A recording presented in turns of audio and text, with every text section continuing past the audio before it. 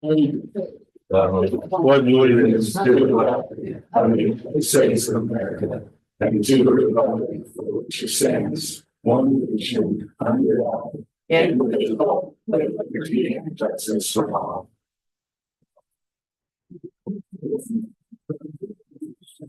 Where's your first? Your first. Yeah. No.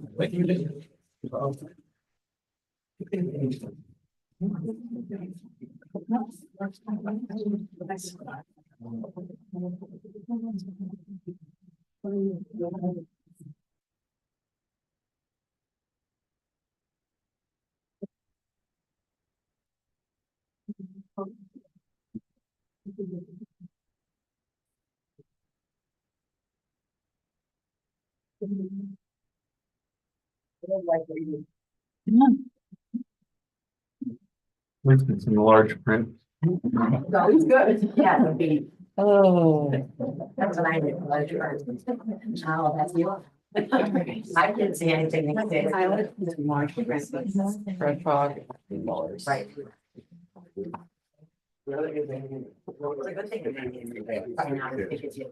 One working order. The other one can't be fixed. Oh, no, it's a lot. Okay. We have had a busy summer, fall as we finish up our paving operations. I gave you a list of the different areas that we've paved. On 500 North between 35, US 35 and Jefferson Street in Hamlet, we completed our first hot mix operation. This is the first time our paving crew has worked with hot mix, which is very, very, very different than working with Pug. I'm very proud of the work that they did on 500 North. This project consisted of 1.5 miles and the cost was $135,000 for the hot mix material and $35,000 for trucking. Our company is not set up properly to be able, our equipment is not set up properly to be able to haul hot mix. So we had to hire Sand Corporation to haul the hot mix. The hot mix was purchased from Milestone in Valpo. On 500 North, we applied about a 1/4 inch to a half inch as a wedge along the entire stretch to help take out that washboard feel of the roadway. And then we finished with 2-inch layer hot mix material. Want to highlight our paving crew, which consists of Ree Barnett, Amber Jesuit, Dan Hamilton. It takes a great paving crew to work together and accomplish these new projects that we have completed lately. We have also completed the paving project for Washington Township, in which we will be receiving a fire truck for the project in lieu of payment. This will be a great addition for our department, as fire truck is used for bridge maintenance in the spring, as well as being able to fill the roller on site for our paving operations. We are now moving into winterizing our single axles and tandems for the ability to spread salt sand and plowing. That will be up on us before we know it, like Wednesday night, Thursday morning. Our departmental operations will be slowing down to patching, brush crews, and plowing, depending on the winter that we have. We may or may not be extending business. For the community crossing grants, 2024-01 CCMG work has been completed for the HMA overlay on 600 north in certain areas from 600 east to State Road 23, as well as 400 north from US 35 to Range Road. And the new road that was just built in Deerview Estate subdivision, also known as Johnson subdivision. That bid was awarded to Milestone Contractors, and this contract has been closed. 2024-02, we have been awarded this project. This would consist of hot mix paving on 200 south between Range Road. No, I messed that up. Between Range Road and 100 east. Division Road between State Road 23 and 1200 east, as well as 400 south between Range Road and 100 west. However, in reviewing the designs, I found that the consultant on the project had mistyped a segment of 400 south between Range Road and 100 west that was requested. And the designs were made up for 400 south between Range Road and 100 east. So the only option we really have is to remove that entire segment. And then my department will complete the HMA overlay ourselves at the beginning of next paving season. When you remove that, does it, sort of those funds gonna still be there then? Yeah, it'll just That's what we- lower the amount of funds. So like if we were awarded, I think we were awarded around 835,000. That project was like 200,000, so it's just gonna decrease the grant that we get from them. We And, could, You said we had a conversation about, which option would be best to move forward and removing was the best, but that was after a conversation with the engineering firm. Did we have a conversation with NDOT about so, this typo? so they gave me 3 options. Yeah, that was from, Yes, and the first option was basically to still do it, but turn the paperwork and do the Range Road 100 West, but still. I was just asking if there was any guidance from NDOT No. on how to address a mistake like this. NDOT either, so no, Okay, NDOT, you're gonna either remove it or do 400 south between Range Road and 100 east, which you could, like, if you still wanted to keep that in there, we can keep that in there, but we can't keep the other section. Okay. Is that something you wanna talk about? Maybe still keeping that portion in there or? no, not necessarily keeping it. I mean, But the grant money will be there. The grant money Oh, is there if you want to do Range Road or 400 south between Range Road and 100 east. The grant money would be there if you still want to do that portion. But we just can't do that other mile. We'll have to do that ourselves. You could put it in next year's CCMG, but I think it's just faster if we do the hot mix ourselves. But it's up to you, you know, what option you want. I probably should know if you do want to keep that segment in there rather than remove it. I think, well, no, I think taking it out for this round is the best option. It'll just be a question of, do we actually do it ourselves or do we put it in for the next round? We can decide that later. Right. Yeah, you'll decide that in January, because that next call for 2025-01 is in January, and the work would be done in spring-ish, summer. Late. Okay, if we're moving. No, for 2024.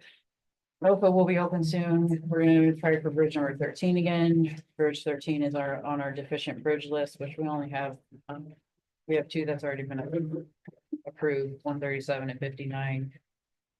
So those are already in design, and then 13 and 25. 13 is worse, so we're gonna try to go for that one again. It has a sufficiency rating of 52.6. And that bridge is located on County Road 600 East over the Robbins Ditch.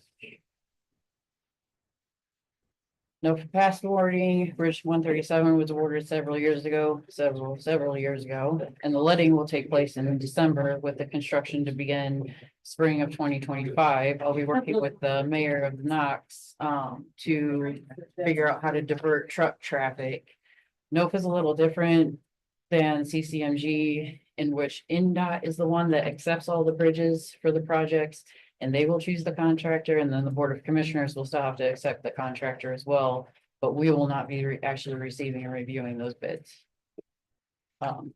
Unfortunately, this bridge was awarded prior to COVID-19, so the cost of the bridge have increased significantly.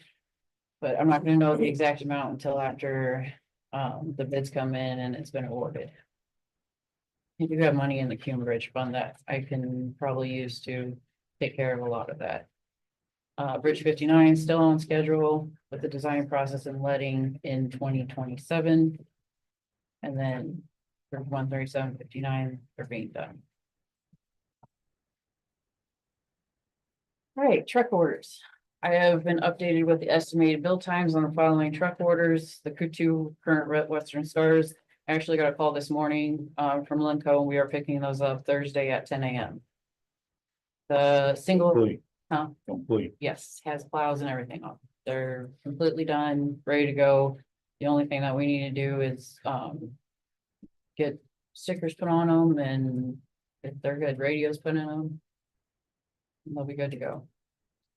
The single axle international that we technically were supposed to have before the Western plows is now pushed back to July of 2025. And then the international tandems that were ordered like 2 or 3 years ago are now pushed back to October, November of 2025. I gave you some photos below of the Western Stars and the progress they've made. All of the tandems that were ordered prior to me taking over out there were ordered without belly blades. Tandems should be ordered with belly blades due to the amount of gravel roads that we have and the grading that we do. I've ordered the belly blades for the Western Stars, but they're not expected for about a year and a half. They do come in, the trucks will go back to Linco to have the belly blades installed. But Let's check for how long it'll take yeah, before we give it to them. yeah, Can we send in the Terry? I can call Terry's and ask. Would you look into that? Make a note of that.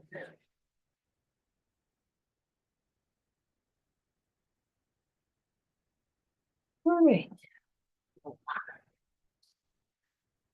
Our department is requesting a few new equipment purchases. The first item is a new steel drum roller. Our roller is too big for a lot of the work that we do, and it leaves lines in the new pavement that is laid. It also breaks down at pretty much every single job site we are at. I do have one of my mechanics here and Kim, who orders all of our parts. If you have absolutely any questions on any of the equipment that I'm going to talk about, they can answer that. Sprayers do not work properly anymore. Our mechanics are constantly cleaning out the sprayer nozzles on site, which takes time and takes away from our productivity. We have cleaned the roller tank as well as the tanks of the equipment we use. So we've also cleaned the tanks of like the water truck and the fire truck. And we still have problems. When the roller stops spraying in mid-use, it damages the new pavement that's been laid. I've brought quotes for different rollers. We'd be asking for, I'm not asking for any money out of different funds to pay for it. I'm asking to use my own funds, own highway funds, and just an additional appropriation, basically to use that cash balance. This the roller can be purchased out of 1173, which is the construction, reconstruction, and preservation fund of MVH, because it is only used for paving projects. The current balance of 1173 is 2.2 million, and we have sufficient funds to purchase that particular piece of equipment. Which one do you prefer? I would prefer. I didn't know. Didn't know if you wanted. Quotes on big rollers or small rollers, but I want the one that's gonna, you say the one we have is too big, so. Yeah, so I assume you're going to suggest a smaller one here. yeah, that. This is my choice. I probably go with the 2023 Cat CB10 roller. These are all Sourcewell quotes as well, just so that's on record too. For the amount of the quotes, we have public purchasing requirements, but these are Sourcewell quotes. CB10, I'm sure that's the size of it. But it is smaller than our current roller. Every single one listed here is small. Quite a bit small, Paul. The largest one listed is about a foot smaller than the drum roller we have now. And the second one down, it goes from there. But weight wise, it's quite a bit of weight. And you like the CB10 also? The center one she's talking about? What's the difference between the 2023 and the 2024? I don't, not, The 23 hasn't been sold yet. They haven't sold it at all, so he was offering it as a $5,000 discount if we wanted to take that one. Brand new one, but not used. Or It's got like 4 hours on it. And it's not been used for any projects, it's just been moved around. and you got money. yeah, if, with your recommendation, if I'll be going to the council to ask them. Basically to allow me to use that cash balance in that fund to pay for the roller. You guys make a motion for that? I'll make the motion that Rachel move forward with the 2023 Cat CB10 roller for $177,717. I'll second that. All in favor? Aye.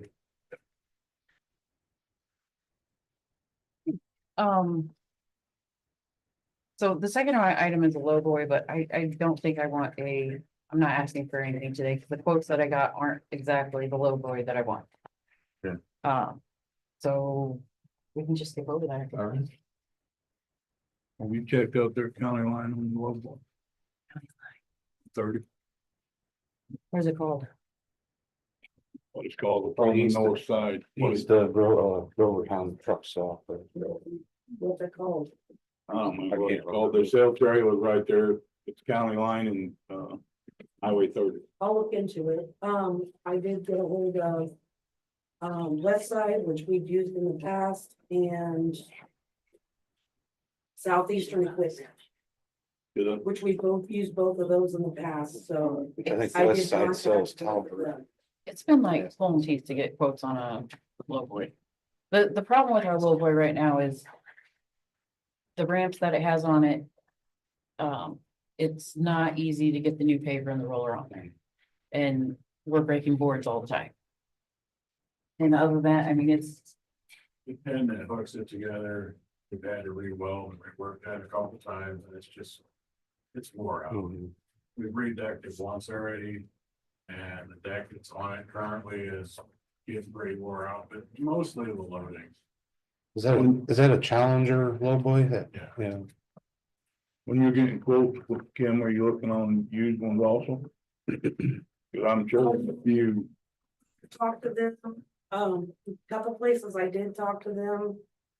The used ones are as expensive as the new ones, Really? so he said there's no used ones to be found okay, unless you're wanting something that somebody's tore up. yeah, we don't want something, just wondering. Yeah, and we've been trying to, use Sourcewell quotes as much as possible too.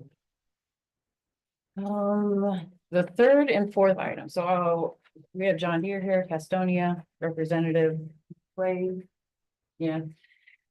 Third and fourth items are new mowers for the roadside mowing. Currently, we have 2 brush choppers. Each chopper is New Holland's 2013, 2004. The 2004 is no longer in working order. The arms of this tractor has been replaced. The arm itself cannot be replaced because the base is no longer a sound structure. I received quotes from John Deere through Sourcewell for the tractor and the arm in the amount of 174,026. The 2013 is still in working order, not at the moment, but it does still go out on the road. But not an overall sound structure, and I'd like to get a new brush chopper, making the 2013 a backup brush chopper. I still do have a brush chopper at one employee working out on all the roadways right now. Like I said, he's been off for a couple days because the brush chopper is down right now, but this is the brush chopper and the mower, and I'll talk about the mower in a second. But they do have leasing options. If you were, I don't have a fund, like I can't use the money out of 1173 because it's not construction, reconstruction, or preservation of the roadway. But if you did not want to use something like Seed It to fund that, then I would be able to do a 5-year lease and pay for it out of LRS.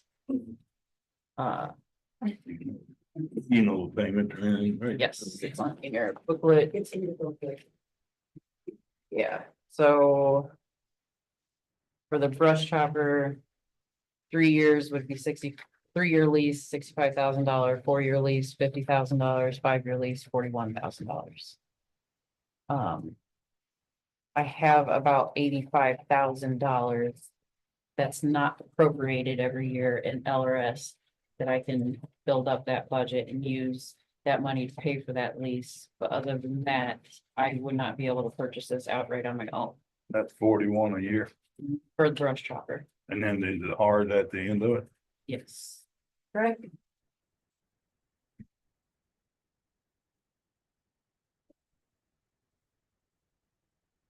Just don't quote me that. Yes. Tim. Tim did all the brush chopper quotes and mower quotes, and they're pretty impossible. It's fine. We talked about the mower first. It'll explain a little bit about our mowing. We currently have 4 closed cab mowing tractors. 3 of the 4 mowing tractors still have good decks, but one of the New Hollands has a broken deck. The decks are just about as much as the whole entire assembly. We will be getting a quote to replace that particular mowing on that fourth tractor, but the lead time on that is about 1.5 years. We also have 4 open cab mowing tractors. 3 of those tractors will run, but only 1 has a sound deck. We've tried getting quotes for mower decks itself on the 3 open cab tractors, but the open cab tractors are from 1996, and the rollover protection service, the ROP system, is outdated and they no longer have seat belts. The engineers from John Deere will not quote the mowing deck for an open cab tractor due to the rollover protection being outdated. I've received a quote from John Deere for a closed cab tractor in the amount of $127,456. Again, that has a 4-year lease, 4 or 5, 3, 4, 5. With the mower on. Yes, Is that a mid-mount or is it a 3-point? Mid. the lease for the 5-year for the closed cab tractor is $30,038 per year. So I've been making $72,000 in payments for 5 years on a brush chopper and an open or a closed cab mower, which I can out of the LRS budget, but I don't have money to purchase it outright. You'd have to use one of your other rates. Sure, you tell them about the trade. Oh, yeah. Go ahead and talk about the trade. They're offering us $10,000 a piece for the ones that we have sitting out there. With the mower decks, The loss sales. and we paid 18 for it. In 1996. That is a lot. $10,000 out of them free yet. I'm just comparing to the first number you guys are. That makes no Is sense. this the only quote we've got? Yes. You're on Team Blue. What do you think? What's the total value of the equipment you're looking to purchase? The total value, 170. No, I'm sorry. What? Oh, the mower, is that what you're talking about, the mowers? No, I was talking to Trent, because I know he's, New Holland. as far as tractors go, he's team I thought you little. were talking to me, you were pointing at me, so. We get New Holland quote, come back, tell you what you. I don't know, it's getting slim getting this stuff anymore from certain dealers, so It is. that's the We issue. just kind of, yeah, the closed cab mowers, the newer ones that we have been pretty, from John Deere have been okay. They're like, we don't have many problems with them. And it's, and really it's, cause, well, you'd have to have like them service or, you know, if issues come up, I mean. Or still like one quote From a New Holland. from Okay. whoever, just another, All right, I'll see, I'm sure they do. some nothing quotes. against that, keep them honest. All right, I'll get that and come back. We got time, and we got a little time. Mhm. Yep. Do they have this stuff in stock?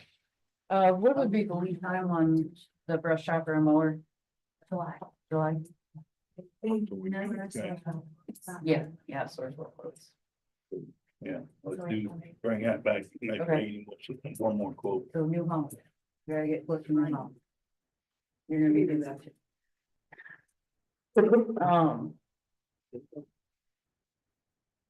Oh, yeah, so your United Consulting packet that I gave you. There is a concrete culvert on 350 East, south of State Road 10, that is beginning to fail. This is considered a small structure. And it is over the Cedar Lake Ditch in California Township. It consists of a single span concrete case in place box structure. The existing structure is anticipated to be replaced with a 20-foot long culvert with a slightly larger hydraulic opening. We do not have the proper equipment in my department to handle this replacement at all. I'd like to hire United Consultants to handle the field survey, the environmental services, project design and bidding services. I will be handling the bridge construction inspection for the project, so the cost will be a little less. The cost for these services, as far as handling all that with the United Consultants, would be $33,000. This would be coming out of the cumulative bridge fund. I'm asking for your approval to move forward with these contracted services. The estimated cost for the entire project is $233,400. And that entire cost will come out of Team Bridge. Yes. Yes, it will, as long, I mean. We might have to figure out something to do with 137, Bridge 137, because the entire fund balance of Cume Bridge is 493,960. Keep in mind, we're gonna talk to Doral, Yeah, and maybe get some of this back. okay. I'd have enough to pay for the project, but it's gonna take up a lot of our cash reserve. So initially, I just want to move forward with starting the consulting services on getting, Engineering work. for yeah, the tractor. engineering. Yeah, Make a motion. Make a motion, we, approve this. Task order for $33,400. I'll second. On favor? Aye. US 30 improvements. Oh, yes, they're so bad in our county. I've given you an early coordination letter for you guys to review sometime for US 30 improvements from US 39 on US 30, 9.5 miles east of US 35 for Marshall and Starke counties. They aren't gonna do this work till next year, but I just wanted to let you know that they are planning on doing work, because that is a really bad Hmm. segment right now. If you have any comments for the design of the project, or you have anything that you want to know, Shannon is over the project, so I have her email if you need to contact her at all.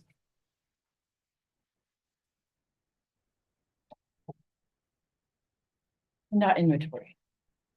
I'm requesting permission to add Monroe Street, Sandy Knob Drive, and Oakwood Avenue on our NDOT inventory. We have been maintaining these roadways for many years, but we are not being paid for the maintenance to these segments, which I've been finding here and there throughout the county.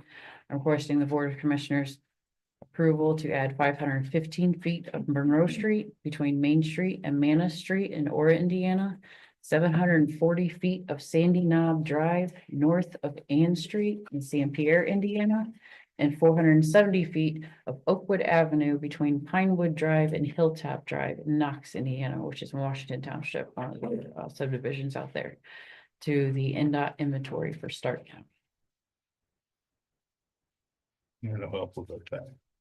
Yeah, it's really just dollars that you collect on them, but at least they're on our inventory, and as far as liability and stuff, you know, one of our workers get hurt on that road, Yeah. it is our road. I'll make the motion that we approve the requested roadways to be added into NDOT inventory. Second. All in favor? Aye. When you do the minutes for that, NDOT is picky and they like the footage to be written out in the minutes of what they approved. Okay, solar updates. So Mammoth Drill for the road use agreement that was in place for Mammoth, Commissioner Binkley and I will be meeting with Jason Van Dusen to go over the Pazer reports. Durrell had Pazer reports done prior to the start of the project. And they finished, and then they had Pazer reports at the end of the project. My department has completed our own Pazer reports as well, and we will be discussing payment for the percentage loss of Pazer rating of each roadway segment. So they will be paying per points lost. So if that road was a 6 and now it's 3, they're gonna be paying for that segment of points lost. And then we'll have to talk about how you want to move forward in improving those roadways, because in that particular area, they will not be doing the work. It will be our responsibility to do the work. Any questions on that? Just like a note in there about the bridge, About the 350. NextEra. NextEra has been completing paving operations in the phase 1 area of NextEra project. Been getting several concerns regarding the roadway edges. Due to the thick layer of gravel they had, as well as several inches of pavement, the roadway edges have a large drop off. I need to know from the Board of Commissioners if this is something NextEra is going to be taking care of, or my department.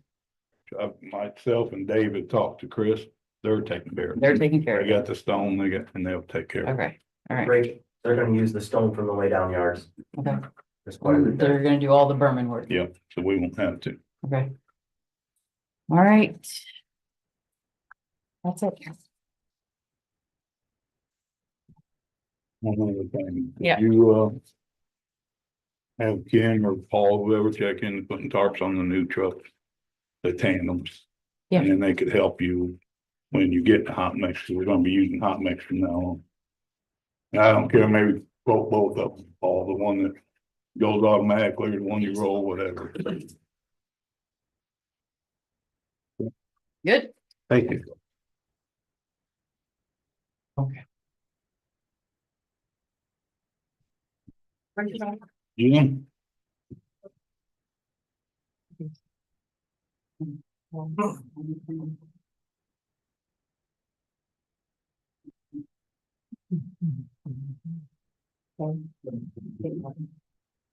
Trying to make my way up.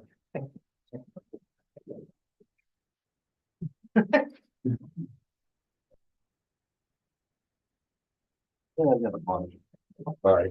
Why? I'll explain. All right. This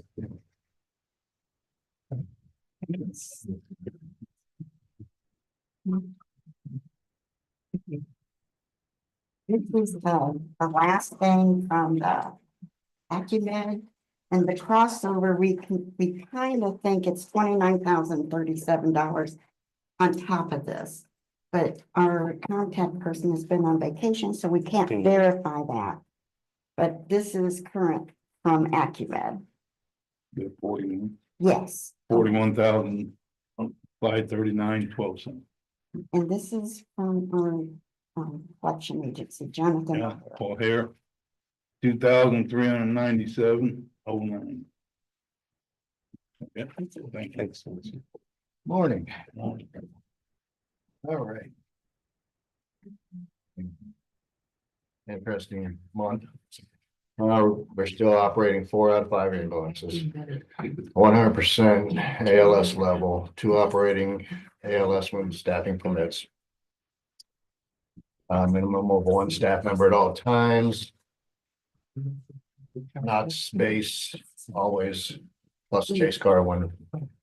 August staffing of 2 or more ALS staffed ambulances, which decreased from the other. And that's because we have 3 paramedics that decided to go elsewhere. Thank you. Because of finances. Transfers, we did 57 transfers as of last month, which is one of the highest totals. Mhm. Now we're starting to do the transfers 24 hours a day. Because the call demands, everything comes in after the transfer leaves. So you're So, okay on, oh, I'm okay. Oh, yeah. I got more coming. I just took on a school with all brand new EMTs that are coming out. okay, So they're all looking for personnel. Places to go. Right now, we have no full-time openings for EMTs. 2 new part-time EMTs in training. One just got cleared this morning. 1 part-time paramedic in training. But we lost 2 paramedics going to another ambulance service for a higher wage. are we still okay on the paramedic? Oh, yeah, we're still okay on paramedics. Training, we had a Hamilton vent training because for ALS transfers, this brings in extra revenue if we can do vents on there. We own 1 vent that goes on the transfer truck. We did pediatric advanced life support and advanced cardiac life support training. No injuries since March 5th. Ambulances, everything's current. As we talked before, 85 is out of service for various issues. It just became a parts donor for 84. And it's paid its worth, but yet it's still movable at 10 miles an hour to get it back and forth to the shop. Did you get that one back? You had a Chesterton or something? Yes, Okay. all of them are back now. No, we have 1 at Curry Ford, which is 3308. Yeah, 3308's up there. Has a low oil pressure sensor going on. We're hoping it's just an electrical issue, not an engine issue. You know, on Chesterton, they got it figured out. Yep, the one in Chesterton did come back, but it went to Curry Ford because the trans starts shifting weird, but they think it's all tied in together. Okay. Base maintenance. Everything except for wall extensions and garage door widenings. I've contacted says 3, but I've actually went to 5. Nobody has shown up for their appointments. So I tried local, I'm gonna try out of town. I mean, I gave everybody local a shot and numerous calls. Grants, we just got a $15,000 grant for winter gear from Northern Indiana Community Foundation. Nice. So that covers all of it, but like searching for grants is always Mhm. in my thing. We received a $500 donation towards the monument from Bass Lake Fire. And our PPE is in good condition. All right. Now, I have some requests. None of this requires funding. I have the money to purchase these. Our radios are broken, they're old.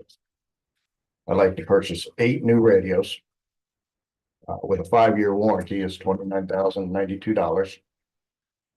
That was the same company we got. That's with the same company. Same company, upgraded radios, dual band, VHF, UHF. That way we kept talking about going back to the VHF when we need it. Right. Well, this will cover it, so we won't have to keep putting VHFs in the ambulances. So when they are done, they're done. The next one. You did have the money for the radio.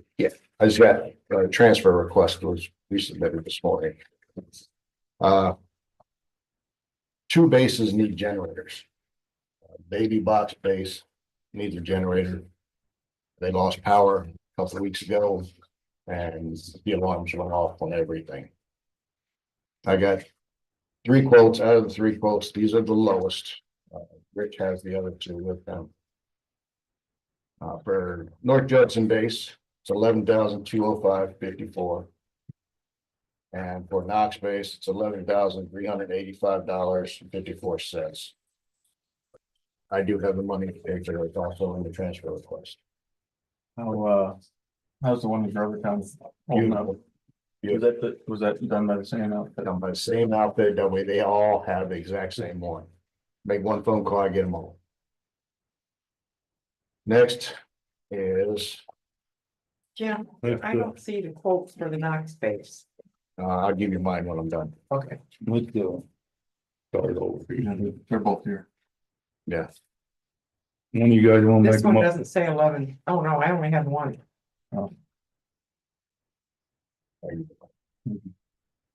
somebody wanna make a motion on the radio, Thank you. purchase the new radio?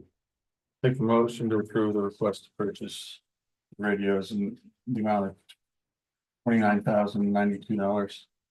Second. Favor? Aye. Go ahead, sorry. the generators. Would be the next request. I do have the money with the transfer request. To buy both of them.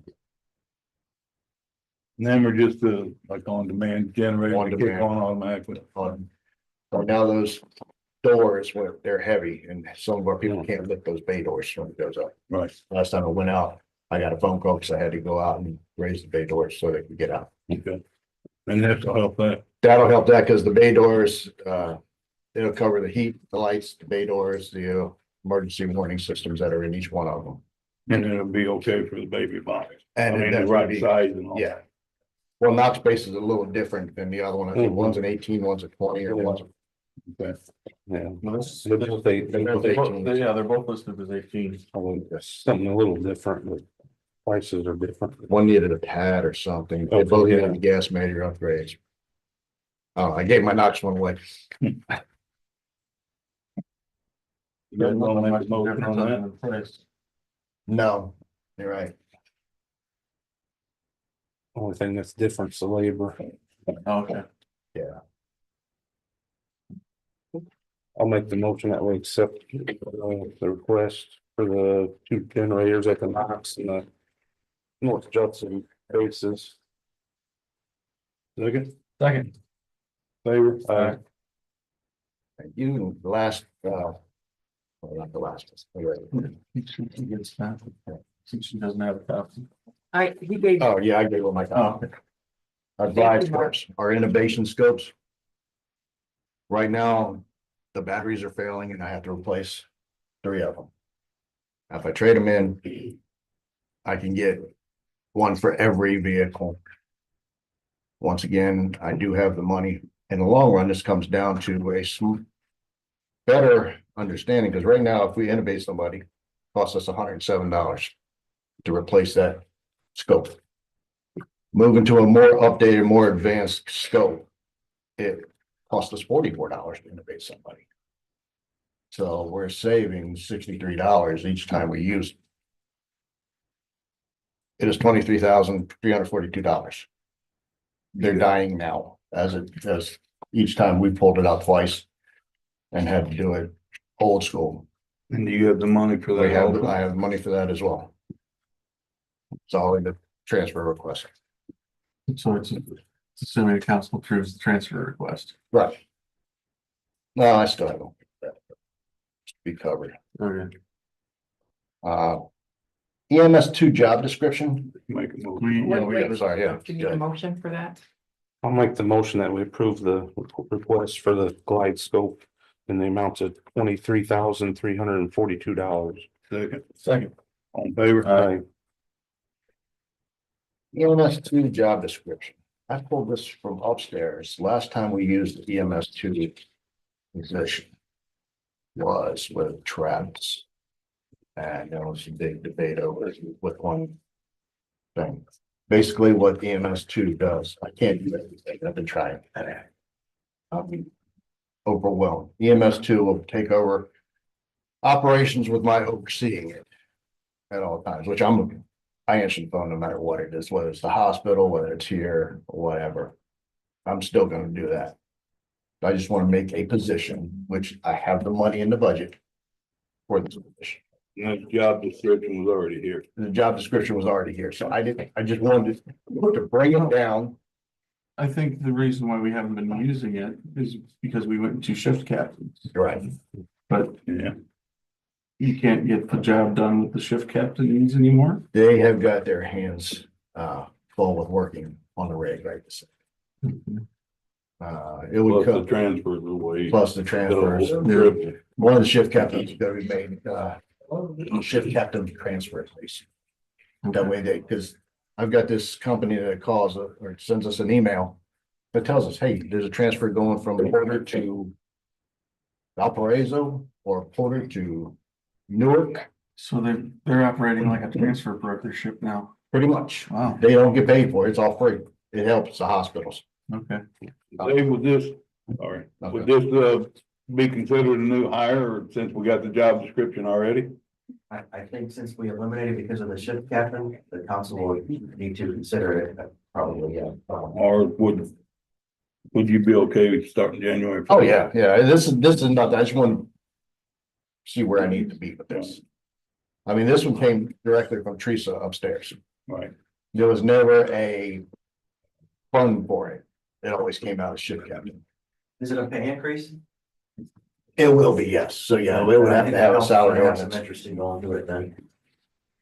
Yeah, whether- even though we wait till Oh, January, yeah, first, I would bring it up to to change council. the salary ordinance next year if we had this. I'm good with that. The last thing, Are you gonna make a motion for that? No, No, not really till, because you gotta take it to the council. Okay. We're not doing nothing until January first. also, snow season's coming up. With what we spend daily for maintenance and snow removal, I would like to purchase a plow, put on the Tahoe. It's a lightweight snow wave plow. I don't have a quote with that one. I just got it. They're $10,199, but with the government discount and stuff, that's just delivered. That's not installed. It's the snow wave V.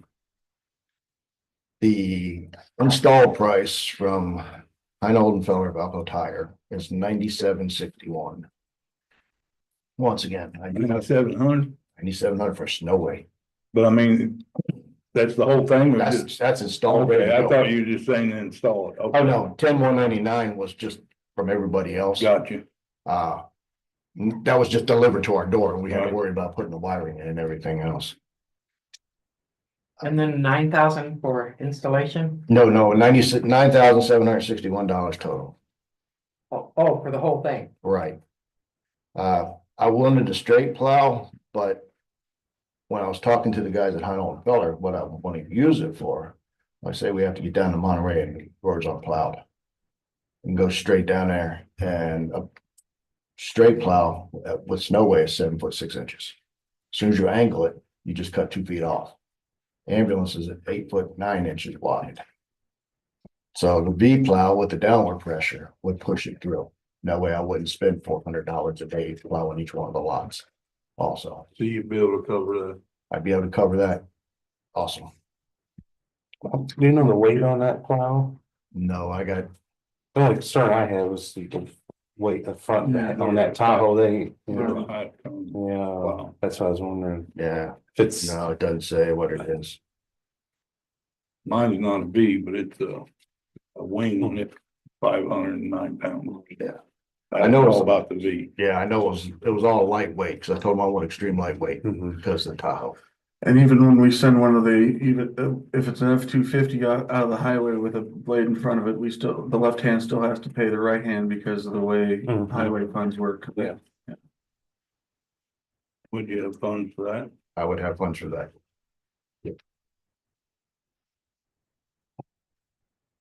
I'd like one more quote. Okay, not a There's problem. a place in Indy that sells them too, I know. I can find used ones too. I don't know if you want to mess with me. that'd be too, There's wiring, so, Okay. I mean, that's the main thing. I'll get you another quote. So we can table that one until I come back with another quote. Yep. That's all I have, guys. Thank you. All right. thanks. Thank you. Andy. Thank you.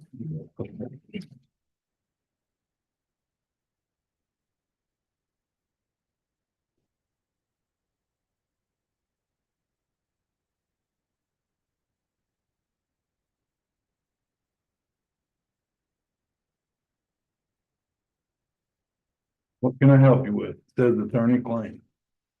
Yes, that claim was turned in and it needs to be paid. And this is for your personal lawyer? No, for the recorder's office attorney. So.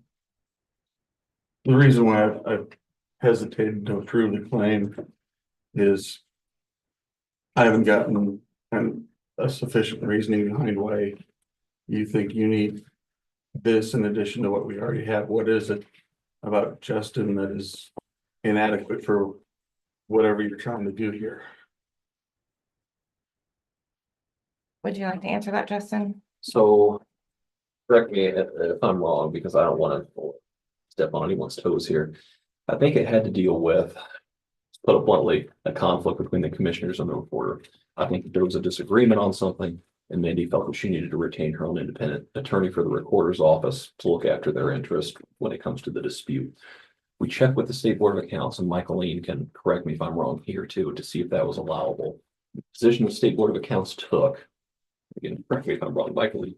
Well, I sent them all the emails, so they should all have. So they had the background was, as long as we don't have a resolution on file that prohibits it and it falls within their budget, then the State Board of Accounts doesn't see a reason why it can't be paid. If it's something that you want to disallow in the future without commissioner approval, which is not a bad idea, we need to pass a resolution to that effect, but that was kind of the State Board of Accounts position. They said, well, you don't have a resolution on allowing it, it falls within the budget, why wouldn't you pay it? Was kind of their opinion on it, so. I don't agree with it because he didn't come and ask nobody that you were doing it. We got a county attorney, he was never approached about it. That's my opinion. I mean, it was for He his was. personal reasons. It was not my personal reasons. It was for the recorder's office. Or, I don't agree with it. or what, but what? Why? Because it is my statutory duty So to what, supply FOIA requests, and I got a FOIA request for an email that is missing. And so he has been in contact about that. And he has also been in contact with Justin about other issues that, okay, so this is just to fulfill a FOIA request. it is about missing emails and another issue that has arisen. What's that issue? There's a disagreement between one of the commissioners and Mandy. Okay, And it's to answer your question. should we go into detail on this? It's up to you guys. I'm fine with it. Okay, Because obviously I will say to you, I will predicate this. I'm not telling you to do it or not do it, but I represent you all first. And that's the reason, for example, the sheriff's department has a legal deputy because even though the county attorney looks after all the office's interest, if there is a disagreement amongst you guys or the county council, you need a department, by default, I represent you guys. So I think here, and Mandy, correct me if I'm wrong, the position was, it was antithetic to the position that one of the commissioners took, one or more commissioners took with regard to your office. There was a conflict with me, and that's why you saw independent counsel. Okay, so you guys take her from there. But there again, I mean, you didn't ask us to, you know what I mean? It just don't seem right. You should have come to us and asked. And I then, already, the money was already appropriated. that's not what I'm saying. don't expect me to put my signature on something I don't know anything about. That's the root cause of why I So- wouldn't sign a claims document with that claim on it. Let me ask this, did he find your email? No, he has not found my email, Okay, but neither has Stanley, and Stanley's not been working on it either. case closed. On my opinion. How much more money are we going to spend looking for this email? Well, as I told Justin, that I have not, he has just been monitoring things and I am trying to keep his price as low as possible. But I believe we got. So how much more money are we going to spend looking for this email? Our IT is no longer doing anything about the email. Right, But he So did neither work with is you he. for like a day or two before he finally quit on. well, it's not that he quit, he didn't find any evidence of the email ever existing. That's what I'm saying, with Mandy though. I mean, it wasn't like he did this without Mandy being aware of it. Oh, yeah. Mandy knew it was being worked on. Right, you were aware Months ago. right. I And that haven't wasn't, heard and that anything wasn't new. adequate. Well, I haven't heard anything new, and it's my assumption that he hasn't been working on it. You know what happens when you assume things. So we got 2 bills so far, and like Mark said, how many more we're gonna get? You So should not. you're wanting to pay the taxpayers money on your personal order. That's all I'm asking. So if we want to get into budget wise, that money is appropriated. That is from money that I have received from documents. So yes, it is taxpayer money, but I am not taking any funds out of the general fund. Right. But. No. But that's not the question. The question is, how much money are My you, personal lawyer, Donnie, it is for the recorder's office. like, regardless of which fund it's coming out of, how much money are you willing to put toward? We do not expect to receive another bill. Okay. And So we're up to how much right If now? this is cleared today, can we get that resolution tomorrow? Approximately 3,500. Yeah, I don't know if it'll be tomorrow, but I'll get it to you Right, for your but I'm next meeting. saying, yeah. And So we can't get another bill starting tomorrow, then I that's. still have appropriated about $12,000. Oh, okay.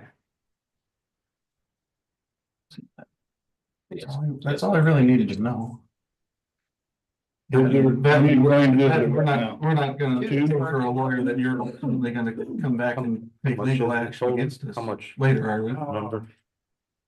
One was for 6,000 and something, and one was for 1,000 and something. Mandy, I'm Carolyn's sorry. wanting to know how much the 2 claims are for. It is approximately $3,500 total. Oh, okay, not as much as I thought. So I need a motion if one of you guys wanna pay her. Well, is it included in the payroll? All right, not payroll, but the vendor claim that's in front of us now? No, they were included in previous vendor claims. And we stop. Yeah. Do we have those? Do we have the exact dollar amount? If She we, said approximately $3,500 for the 2 claims. yeah, okay. I'll make the motion that we approve the claim from Mandy's office for the amount of 3,500. Second, All in favor? Aye. aye. Absolutely not. There you go. Thank you. Nick? And we work on that, Justin? Yeah, I'll get it. Thank you. What a dick. What'd you say, Todd?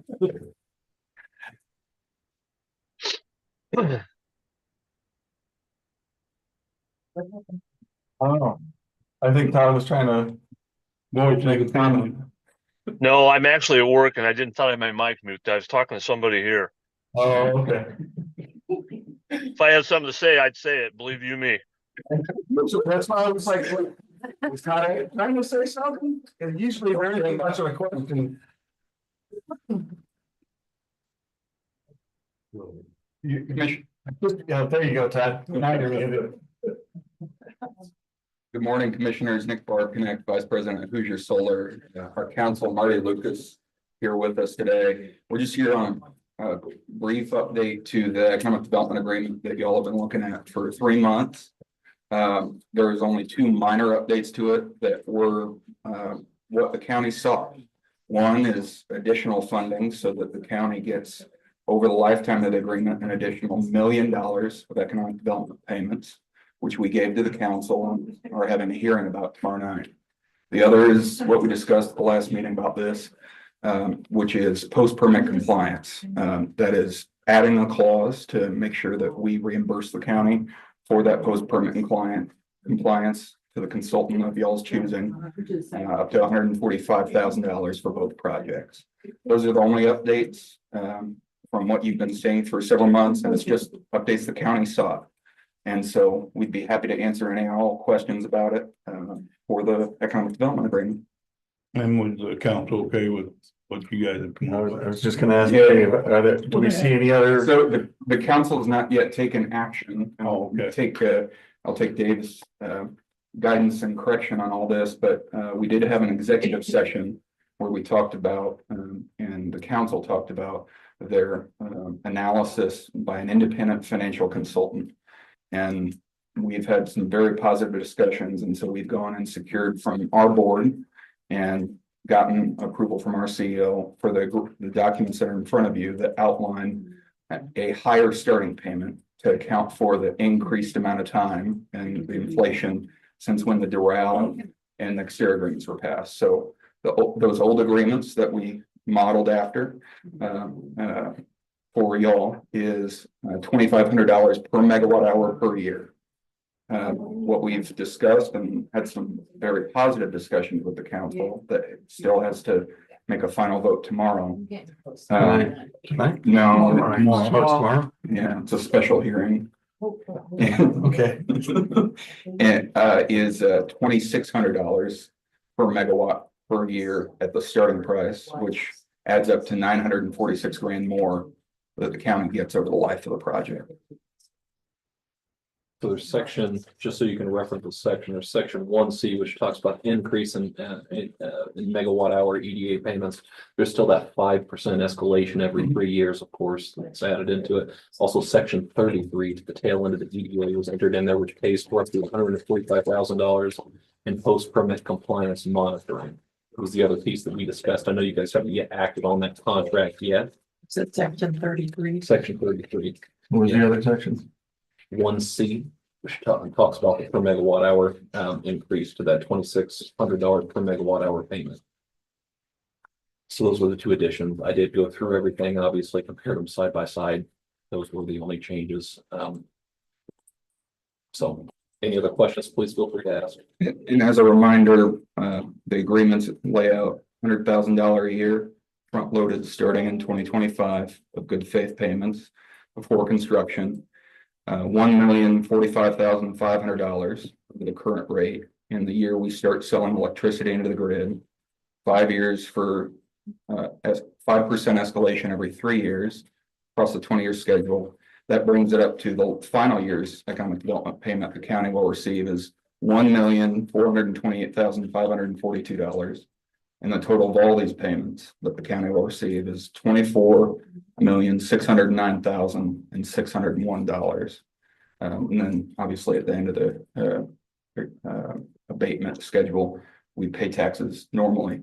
The other interesting thing that the county council's financial consultant showed was a reduction in other taxpayer property taxes collected because of circuit breaker credits. So not only will we be paying economic development payments for a project, but there will be reduction in property taxes for other taxpayers because of the property taxes we will be paying of $285,000 a year on top of that.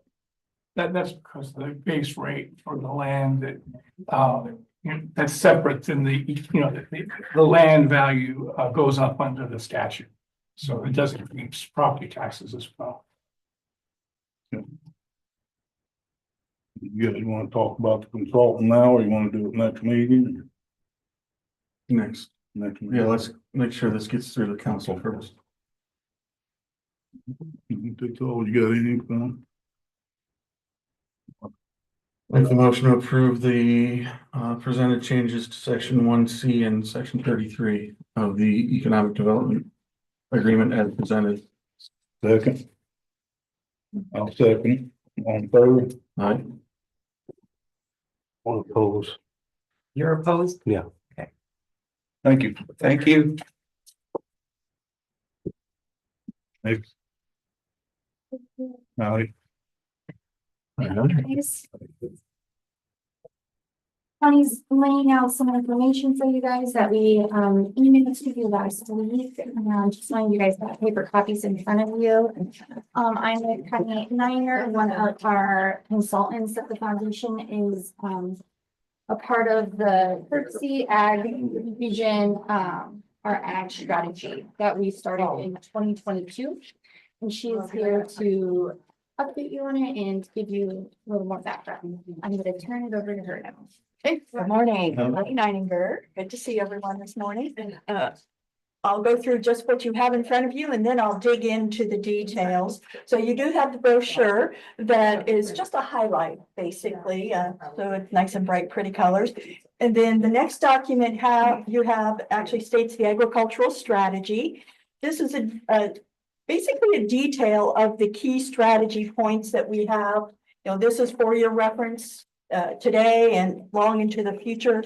And then the last document is the handout of a PowerPoint that I generally present. So it does have all the slides on it that I'm going to kind of walk you through here today. So a couple of things, as Mikey mentioned, I am contracted with the Jasper County Economic Development Organization for the Kirksey region. As you may call, Kirksey, the Kankakee Iroquois Regional Planning Council, is an 8-county region. However, only 6 of those counties within that region came together to focus on agriculture as an economic development strategy. So what we're looking at is value-added processing for agriculture, how to complete and fill the supply chain for agriculture, whether it's from the time the seeds are planted or, you know, the calves are born, all the way to the product being on the tables for consumption. And so as we look at that, we ask, so why are we focusing on agriculture in rural communities? Well, a couple of years ago, Lee Llewellyn, who is my partner in crime on this, who's also a consultant, who was the president of the Indiana Economic Development Association, he's now consulting. He was in the Indiana Economic Development Corporation, and on the wall was a map of the state of Indiana with all the counties. And there were over 40 counties that had a red X on them. And he's like, well, what's that for? It says, well, those are the 40 counties within the state where the Indiana Economic Development Corp has not completed any economic development project for the state in the last 3 to 5 years at the time he was there. Guess what? All of those communities were rural communities. And so that's when we said we needed to focus on rural and help them support and bring economic development projects to them. The other thing, while I was at the Indiana State Department of Agriculture, I developed an Indiana dairy strategy where we analyzed the dairy industry. We mapped where all the dairy cows were living. We mapped the milk flows, what was coming out of the cows, what was going into processing, and then what was coming back into the state as far as finished product. What we found out, there was 4 million pounds of raw milk leaving Indiana every day to be processed outside of the state. From an economic development standpoint, that is leaving money on the table. That's money we are losing. And so we developed the ag strategy, which showed what we have, where it's located, what we wanted, and we asked for the business, which then helped us to attract the Walmart dairy processing facility south of Fort Wayne. And within a 3-year time period, we turned that 4 million negative of raw milk leaving the state into a 3 million net of raw milk coming back into the state for processing. And that's what we want to do with all of agriculture. So the first thing we did is we asked the counties to develop their own ag region. They had to come together and say, yes, we want to work together on that. We did not tell them what regions or what counties needed to work together. The process involved data analysis, where we looked at what we had. We looked at the type of companies. We looked at what was grown, what was raised here within the region. We looked at the raw material and what was coming into the region and how much what we call our leakages, how much raw material was coming from outside of the region or outside of the state to fill processing up here within. And then we looked at the workforce. And so through all of that analysis, we selected some key targets. And it's important to note when we select these targets, you may say, well, that's not agriculture. But they're all tied to agriculture in some way. And so the bubble chart that's at the top of your 3rd page there looks like this. I'm a visual person, so I like colored bubble charts. The larger the bubble, the more employees are in that cluster. And so if you look, the largest bubble for this region, these 6 counties, which are Jasper, Newton, White, Benton, Pulaski, and Starke, is agribusiness and food processing. So that's the largest cluster as far as number of employees. For this 6 counties, over 7,168 employees, just in agribusiness and food processing. The second number, which is really hard for you to see, on mine, it's in red, and on the brochure, you'll see it in red also. So for agribusiness and food processing, the red number says 5.1. What that means, that's our location quotient. That says agribusiness and food processing is over 5 times more concentrated in these 6 counties than anywhere else in the country.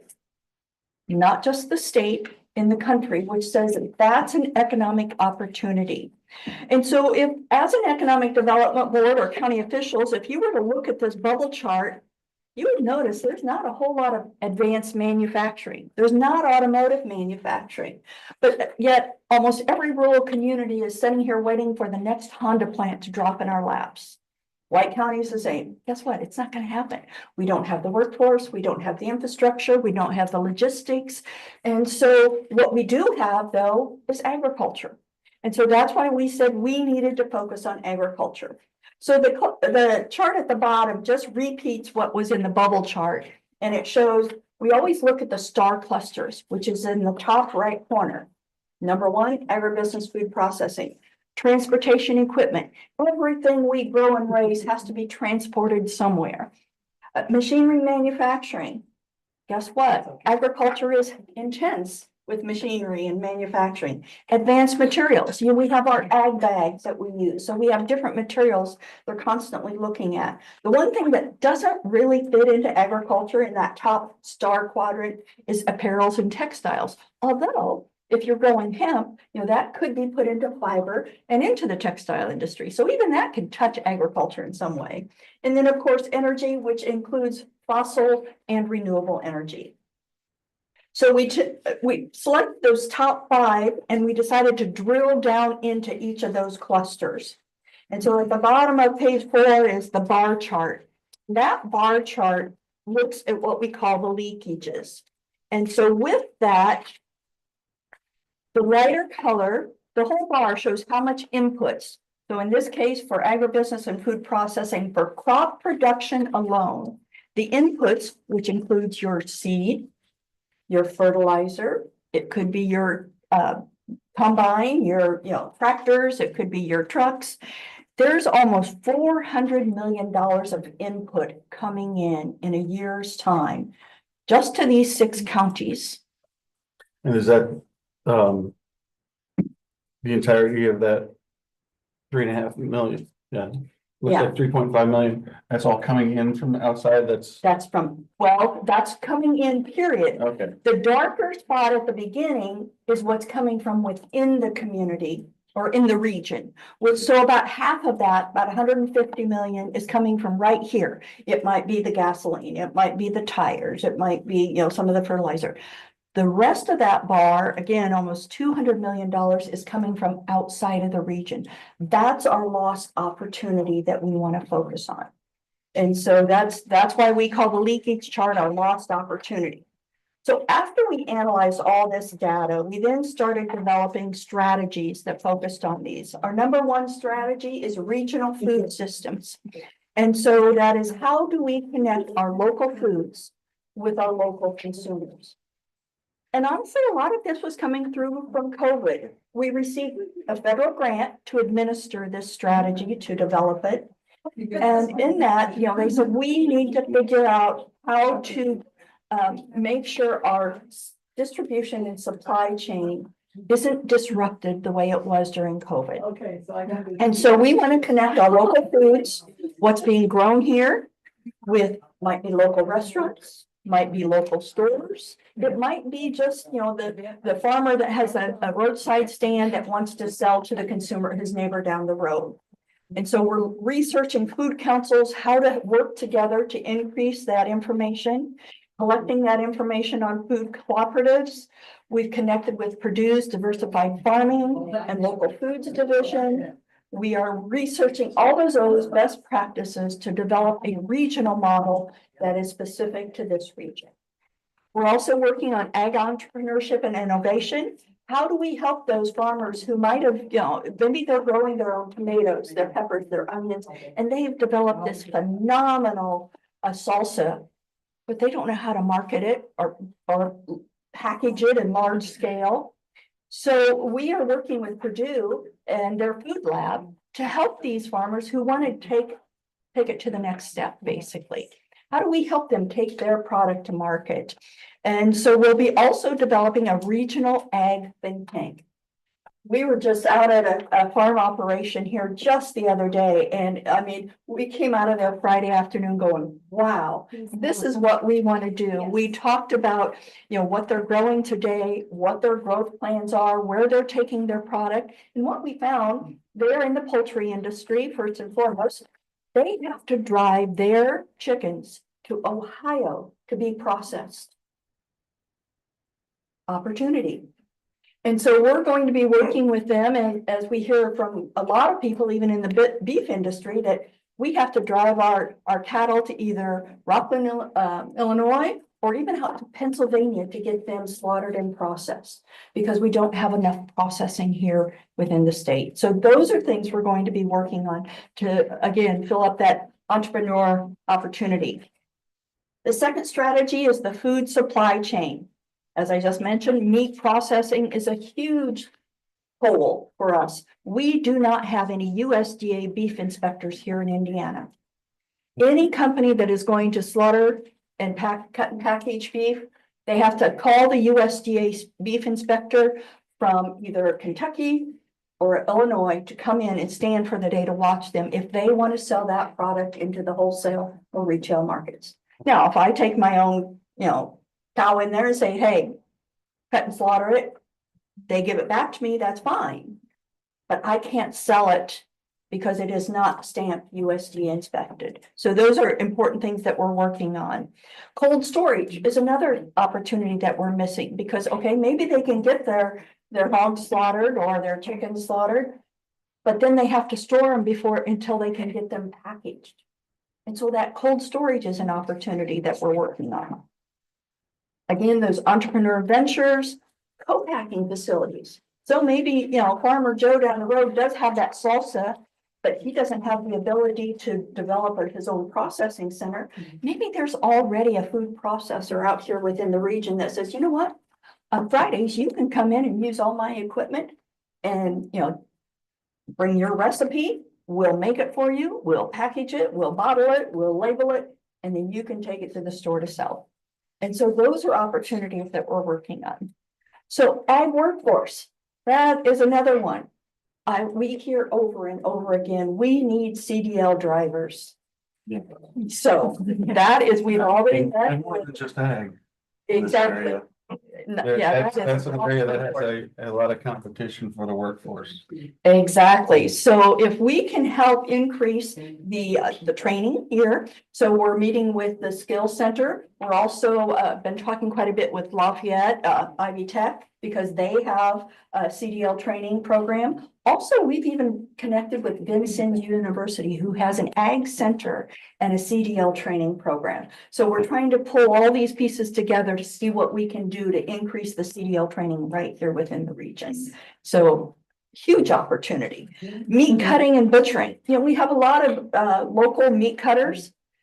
Many of them don't realize that if they would become state certified, not USDA, state certified, we have a reciprocal agreement with our neighboring states that they could sell their product across state lines, which means they could get it into the markets easier. So Purdue is working on a state certification training so we can get out there to our meat cutters.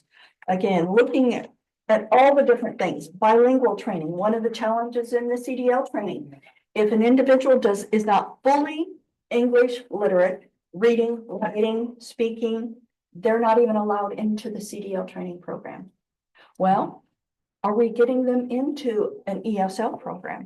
Or are we just telling them, sorry, and they walk out the door? And we've lost that pipeline. So those are some of the things. The other thing with the farm side of things, there is no place for a farmer to say, hey, I need 3 harvest helpers. I need some migrant workers. I need somebody to help, whether it's picking potatoes or tomatoes or whatever it might be going into the fresh markets. Or if you do any cucumbers, watermelons, melons, all of those are hand-picked items. And so those are opportunities that if we can make sure people know we have job openings here, so those farmers can fill those positions. And then So you're not talking something on the lines of creating or facilitating what is effectively a farm labor temp agency? Not a temp agency, a database. Oh. So sort of like Indeed or Indiana Career Connect, where it's an online database. Oh. There is no category for ag labor on that database. So even just getting something connected as simple as that. So, and then making sure our farmers know that, hey, you can go out there and list how many workers you need, if you need them to drive the combine, if you need whatever you might need them to do. And then that way they can post those positions. Yeah, and then we can make a link into the Starke County Economic Development, site and say, okay, here's some workers we need. No, we're not doing a temp. Okay. No. And then the final step is the regulatory streamlining. Now, I know all of you probably know that Indiana has a Right to Farm Act. You're amazed. I'm amazed at how many people don't know that, especially elected officials. And so we're trying to make sure everybody understands the Indiana Right to Farm Act, that if you have a house within an agricultural area and that farm operation decides to increase their livestock operation, you waive your right to remonstrate against ag production and ag expansion, because ag was there first. You built your house in an ag area, guess what? You work with the ag, your neighbors then. And so making sure everybody's aware of that. And actually a couple of the counties have, like Pulaski County actually has a full ordinance within their zoning ordinance, a Right to Farm Act. It's in there. White County has it listed on their building permit application. If you go to build a house and it's in an ag area, you have to sign off that you understand Indiana's Right to Farm Act and waive your right to remonstrate. I wonder how many zoned ag acreage we have within the 2-mile zoning jurisdiction of some of our municipalities. And how that would interact. Oh, that's a very good question. We need to do some research on that. Thank you. Yeah, very good point. Yeah, and so again, we're working together as a region to not change the permitting process in the counties, but to compile it into a checklist. So everybody knows if they want to do something ag, okay, I can go to the Economic Development Office. They've got a checklist on their website that I says, okay, I need to call area plan first. I need to go through these steps. And so again, putting it all together into an easy to read checklist is some of the things. And then some of our operations, our food processing facilities are at the point where they're producing enough product to start exporting. And so we're going to make sure they understand the export process if they so choose to export. It's okay that they export because those dollars are coming back into the community. We just don't want to bring those products in if we can make and produce them here. So the region has hired the consultant. We have a representative, at least one, if not two, usually the economic developer and also the Purdue Extension agent. Phil Woolery is here on our team that works with us. We prioritized our action steps. We have our timeline. And so we are working to disseminate the ag strategy to all the local leaders. And then on that is a list of our core team.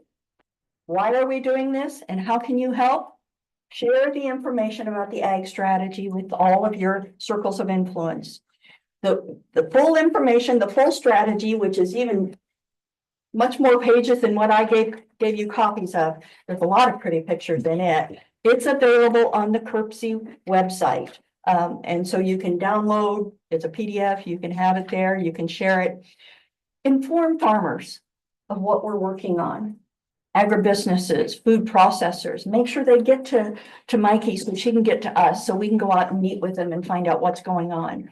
Ask questions if you have questions, or especially if you know of someone we should be talking with, whether it's a large farmer, whether it's somebody who's been thinking about, making a product with their process. What was it? We had somebody was doing sausage or brats. Okay, that's an opportunity that we want to talk with them. And the most important thing is remember, agriculture is economic development, especially in our rural communities. So, any questions? That was the best that I think I've ever talked to that. Great. On your implementation timeline, I noticed it looks as though most of the dates have passed. Correct. So we've redone that whole thing now, that Okay. whole timeline, just because we did not get hired until May of this year. Okay. And the reason being is Stephen Eastreach, who was the Jasper County Economic Development Director, was our regional champion. He was in charge of all that. He left, and it took them a while to get an economic development director back in. Starke County has a new economic development director. Benton County has a new economic development director. White County has a new economic development director. So there was a lot of transition going on within the region. So that next year that we were supposed to be starting this kind of got flipped away. And so now that we are back on track though. So yes, we have a new timeline that we are working off with that date, but we might need to put that, make a note of that. We'll put that timeline on the website too. Thank you. Good ideas, guys. Thank you so much for your time. Thank you. Appreciate it. Don't hesitate to reach out if you have any questions at all on anything. And I'll go ahead and send you guys all that link to the full strategy, just so you have it, and if you want to give it to anybody or just look at it and have your site. Okay. I appreciate your Thank guys' you. time. this morning. Thank you. Thank you so much.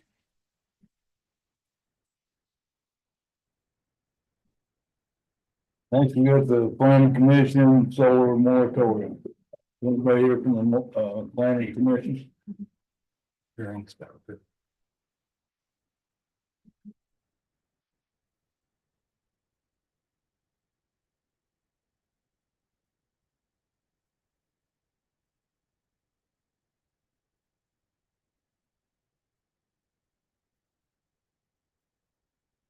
So, at last week's Wednesday meeting, the planning commission passed, by unanimous vote, 2 3-month, solar moratoriums to be put in place, one for commercial solar energy systems and one for battery energy solar systems.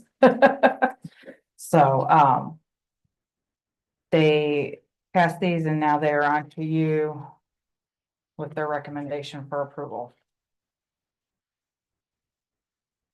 My recommendation, I'm okay with the battery one, but not stopping the rest of the solar. Even the battery one, the planning commission started, what, 2 months ago? Deciding this, have they got any upgrades or anything that, they've been talking about? Working on it. That's what I'm saying, 2 months, and now you took next month off. Yeah. What is the justification for these moratoriums? Basically, from my point of view, they've been getting a lot of pressure from the public, to put these into effect. There's a lot of things, coming to light that we didn't have in place with the battery side of things, that we need to have an ordinance in place before we go down that road. I know some of on the battery side, I know like Todd Jackson, he brought up, fire issues, need to have a better plan within the ordinance. If something does occur with them and stuff, but there's nothing really laid out. Right. Basically, need to separate the battery storage out of the solar ordinance, so it's 2 separate ones. But the only way to do that's put a pause on both, or make a pause on both so you can separate them out of the main ordinance. Yeah, how that works, Justin? Well, you've got 2 separate proposals, right? So Yep. depending on how you want to act on them. I think that I think the rationale, and Mary and Charlie, you can correct me if I'm wrong, is that they need more time they think that we need more time to develop more standards for the battery, more specifically the battery energy, I think. I think on the commercial energy solar side, I think they just want more time to decide if we need to put caps in place, Before that can happen, we need to have studies done. If that's the case, 3 months probably isn't long enough. Probably needs to be a little bit longer because commissioning studies are expensive and it's time consuming. But at least with battery energy storage, I know Mary's heard a lot more of this than what I have. I think that the standards that they want to develop, they're just not sure if they're good standards, if they're going industry standard with those standards, and they just want time to decide what those need to be. So I think that's the basic rationale. So how would I make a motion to separate them? Well, they're in front of you as two separate They're two proposals right now. separate, yeah. Okay, So here's kind of what your guys' options are, if you want me to lay it out for you. if you will. This is, so it's been certified. They certified it last week. It's made it to you. And you can either approve their recommendation since they're an advisory planning commission, in which case it would take immediate effect. You can vote to amend the proposal, in which case it would go back to the planning commission. They would have to probably conduct another public hearing and have to look into that. And then it would come back to you depending on what they decided to do with that. Or if you reject the proposal, then you have to state the reasons in a written response to the planning commission. It goes back to them. And then they decide then what to do with the rejection. They can send it back up to you and you can deny it again, in which case it's terminated. Or they can not act on it within the 45-day period, in which case it's deemed denied too. So really, like I said, 3 distinct options there, depending on what you want to do, but they are separated into 2 proposals. So I would recommend, if you have different opinions on how to act on each one, you separate the motions, obviously, if you were thinking of Donnie. You guys opinion? I don't know, right now, it's all in one ordinance, I mean, I think we need to have a pause on both, to separate it and look at everything the right way. I mean, the planning commission voted unanimous, so there's more heads on that board than us 3. Well, I think we should deny them both outright. Because the time argument is not valid. We've been at this since 2018. And that was the time to do things like this. We are past hour 13. We're closer to hour 15 in this, if you judge by a rhetorical clock.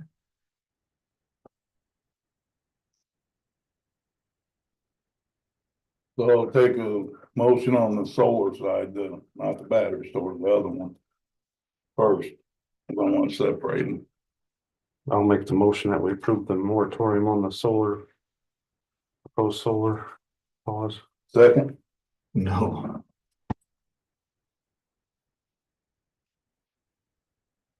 and we can separate them, right, Judge? I take a vote to reject it because you actually have a vote. It's your guys' prerogative to reject the solar portion of this. That way, then it would have to go back to the planning commission.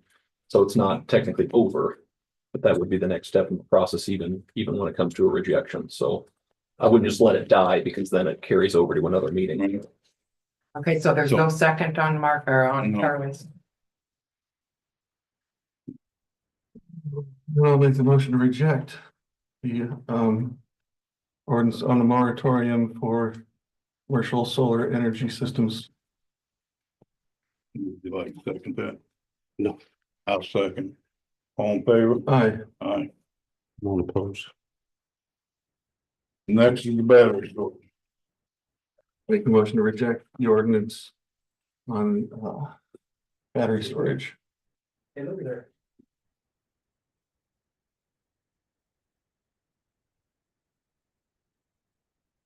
So if we keep the moratorium on the battery, is that gonna do any good or no? Or reject it? I'm sorry, what? So I'm okay with them checking into the battery storage. But so do I wanna reject it or do I wanna? Okay. Well, separate.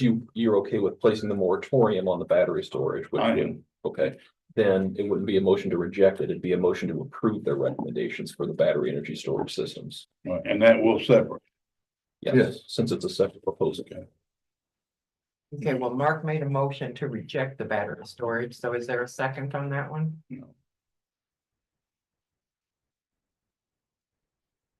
I'll make the motion that we move the battery storage moratorium proposal. I'll second. All in favor? Aye. What opposed?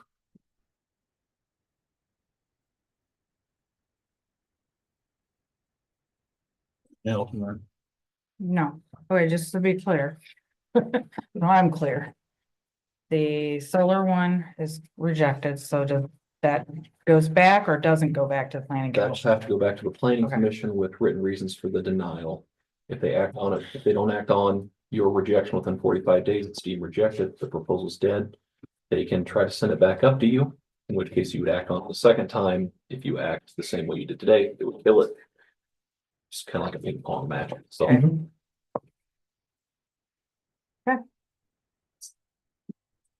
you. Thank you. Can I ask something? Because I'm gonna Yeah, ask this question. Absolutely. You intend that moratorium to apply to the permit that was already submitted for Nextera?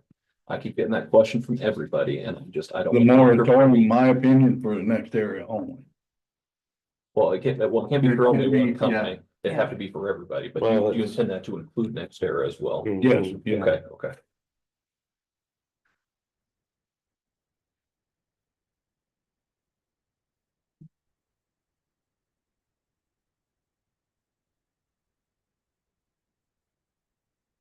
That's not the written reasons for the planning commission meeting.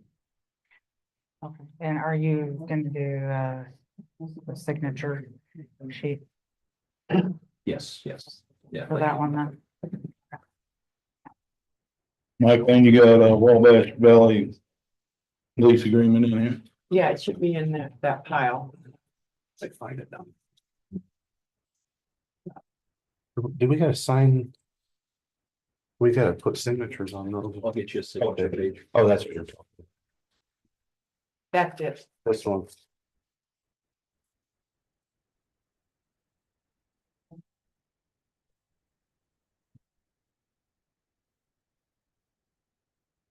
That's just modifying the lease.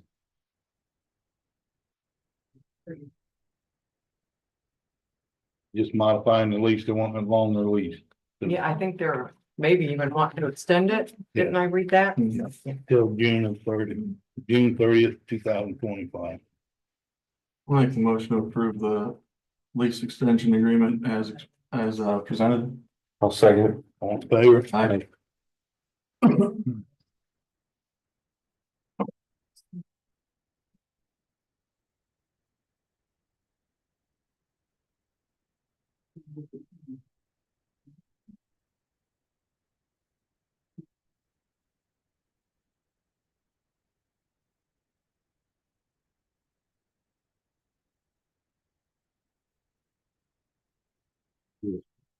That's for fine, so we're not messing with that tonight for today. When it comes back to me. Yeah, sorry.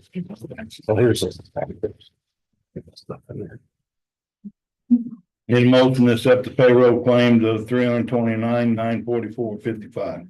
So moved. I'll second. All in favor? Aye.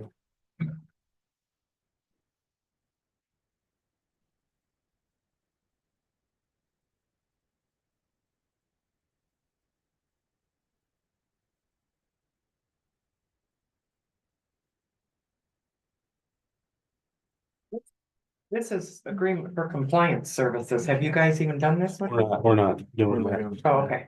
I think the next meeting, Oh, okay.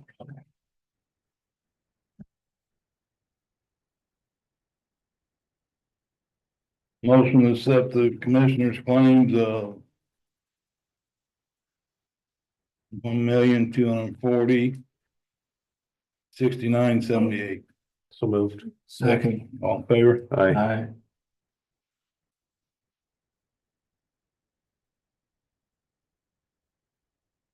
That's the biggest that number's ever been. We don't have no minutes. Did I forget to print them? I thought I had them. Okay, we'll have to do it at the next meeting, Yeah. I guess, but I thought I printed them out. It's been a manic Monday, let me tell you.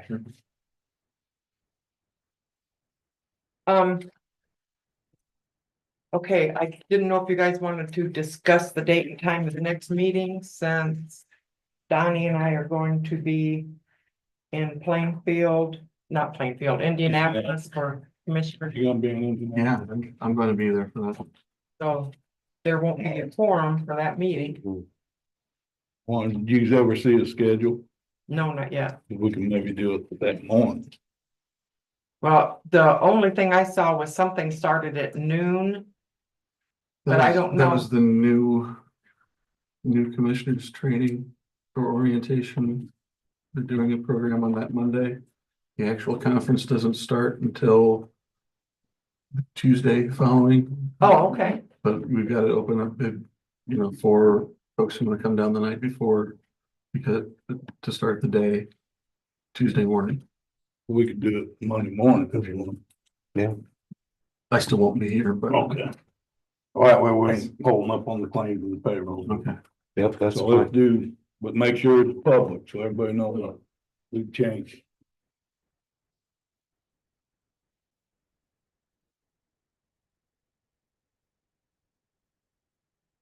The thing I got is, Roberta, I know you went to Mike Lean to get the copy of the water. Yes. We did not test the water, Oh, you and haven't? nobody will test that water. You said you were going. Absolutely, but I can't find nobody. Oh, I can speak on it, actually. Well, Yeah, I thought it was just the health department. No. So I have never required us to test on it. I reached out, kind of did some digging because AE 150 is not hazardous. Okay, so you can't actually test for it. You have to test for the PAHs and the VOCs in it. Okay. It's about 13 grand to do that, and it's not gonna actually tell us what you're wanting. Okay. So in my opinion, there's no reason to spend 13 grand to test out there. IDEM has agreed with that. We have it in writing. That, I asked her to reach out to IDM Yeah. again yeah, last week, 2 weeks ago. yeah, Whenever I talked to you last time, Roberta. okay. So it is stated in the original report too, that we weren't required to. We said, and what you're talking about, Donnie, he had said if we can, here we will, the day that the vote is out there. It was the other, Yeah, so everybody that I've spoken to has the same response. And in my opinion, it's up to you guys if you want to spend the money or not. It's not worth the taxpayers paying 13,000 or more. that won't even give us the right test. Right. Because you can't Well, actually. it's 13,000 for the right test, but what we can do through the health department No, is you- not You can't, the right test. no, so you can't actually test for the 8150. You Okay, have to test for for, the other, right, so, which all that shows is that there's traces in it, like. so, it's the same oil we put on the roads, like, this is the thing, like, and our ditches have came back from IDEM that they're clean. There's no real reason, nothing is showing all the. What was it, IDEM's been out there twice, they're coming out again here in a few weeks, and they'll check the ditches again, but every time they've been out since December, they're all coming back to me. So. I'm just, there's no point in wasting right. money. No, I mean, Roberta, you got what I sent you through the email, didn't you? I sent you both copies of those reports, okay. I'm gonna say I got one here if you want. No, I did get that, thank you. Yeah, so. Yeah, I mean, I was under the impression that we were doing it. Absolutely. So that's why I was looking for it. Yep. And I was also under the impression that just the health department would be able to send that off. I also thought Purdue did those as well. So I don't know if Purdue does them cheaper or not, but Right. 13,000, again, Right. I'm not looking to add the $13,000 bill to the county. I was just looking for the follow-up. Right, well, I just wanted to tell you what we come up with. Okay. And that when you asked last time, I did get a hold of Tori right away and she started looking in again to make sure they was okay. with it. Thank you. Mark, you got it. Wait, there's two more things on. There under other bit, Discuss the time, we already did that. yeah, then the, The property, yeah, the one that I talked about. well, they're ones that the commissioners own now due to nobody bidding on them. They come under Oh, okay. and SRI can do a commissioner sale to get those properties back on the tax rolls. Okay. And they've contacted us and would like to know if you wanted them to start working on that, setting up a date for it. And so forth. Yeah. I'm fine with it. Well, and if we're gonna do, can we add the properties that you're talking about to that as well? I would rather not add that one. No? but, I mean, it's up to you. I don't know. Let Nicky work on No, that. that would be different. Okay, okay. That's fine. Yeah, I'd say, yeah, tell them we'd like to Yeah. go ahead with it.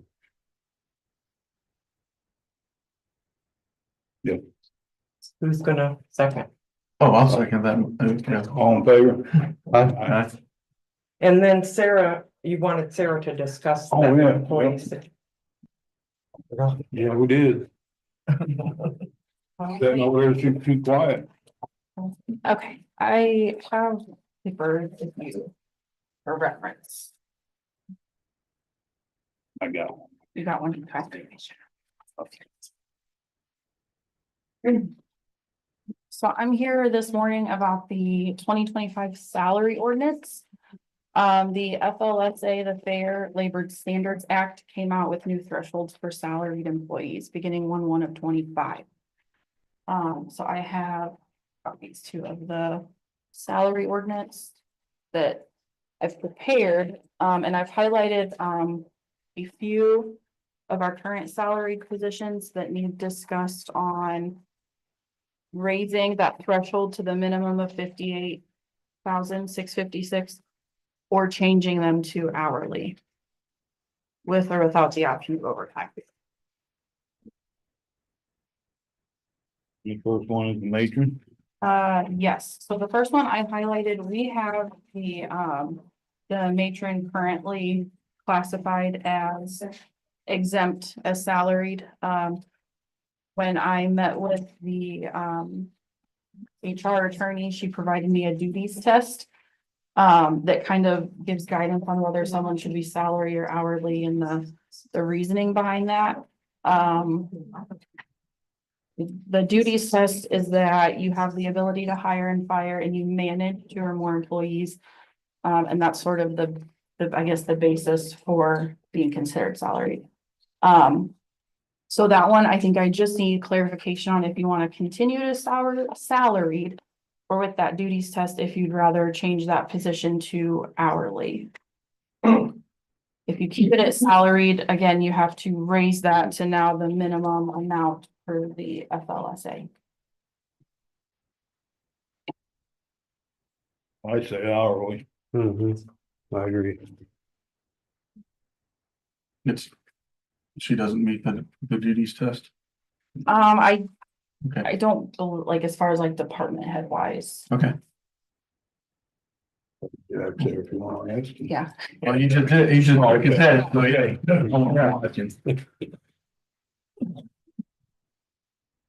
We've got to make a motion on each of those. Yes. I'll make a motion that we approve the matron to go to hourly pay. Second. I'll second. I'm staying out of this. And I'll then second.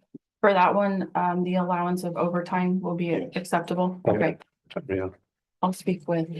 With the allowance of any overtime or just the 10 hours? Any. Yeah, I for believe. her, yeah. She's allowed any amount of overtime? For the matron. Unless Jack comes back to tell us different. No.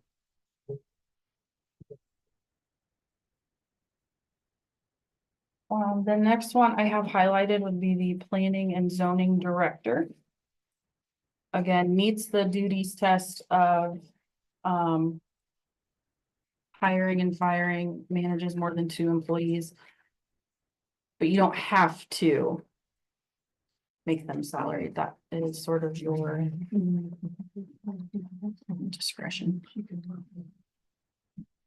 That one. Yeah. Do with up to 5 hours overtime and no overtime. I don't think you need overtime on that. Okay. Second. I'm staying out of this. I'll second. The next one I have highlighted is EMA director.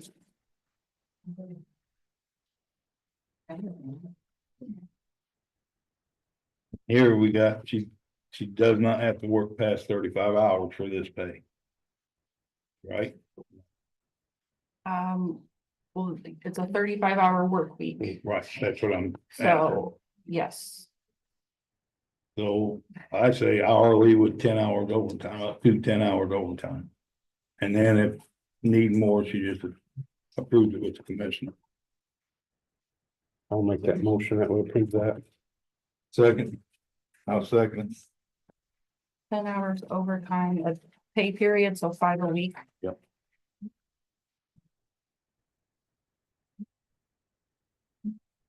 The next one is the building maintenance superintendent.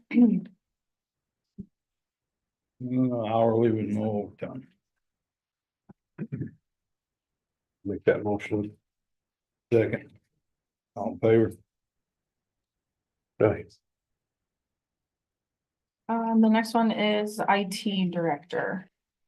That one, is like close to the 58,000 threshold, so again, up to you to decide. Salaried or hourly. Salaried up to the 58. Yeah, Make that motion. I'll make that motion. Second.